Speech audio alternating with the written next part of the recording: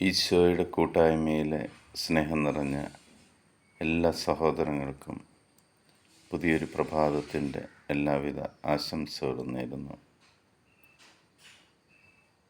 ഈ പ്രഭാതത്തിൽ ദൈവവചനം കണ്ടുകൊണ്ടും വായിച്ചുകൊണ്ടും കേട്ടുകൊണ്ടും ദൈവത്തോടു കൂടെ ഒരു പ്രഭാതം തുടങ്ങുവാൻ, ഒരു ദിവസം ആരംഭിക്കുവാൻ ദൈവം നമുക്ക് അവസരം തന്നതിന് നന്ദി പറയാം.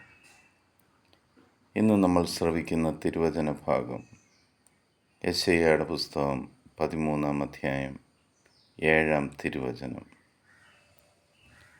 എല്ലാ കരങ്ങളും ദുർബലമാകും, എല്ലാവരുടെയും ഹൃദയം ഉരുകും.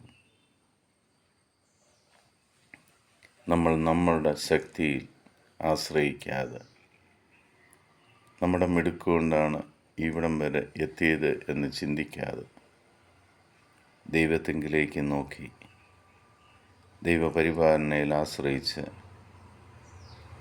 നമ്മുടെ കഠിന ഹൃദയത്തെ ഉരുക്കി എളിമപ്പെടുത്താം. പിതാവായ ദൈവത്തിൻ്റെയും പുത്രനായ യേശുക്രിസ്തുവിൻ്റെയും പരിശുദ്ധാത്മാവിൻ്റെയും കൃപയും അനുഗ്രഹവും സമാധാനവും എപ്പോഴും നിങ്ങളുടെ കൂടെ ഉണ്ടായിരിക്കട്ടെ. ഈശോ മിശിഹായ്ക്ക് സ്തുതിയായിരിക്കട്ടെ.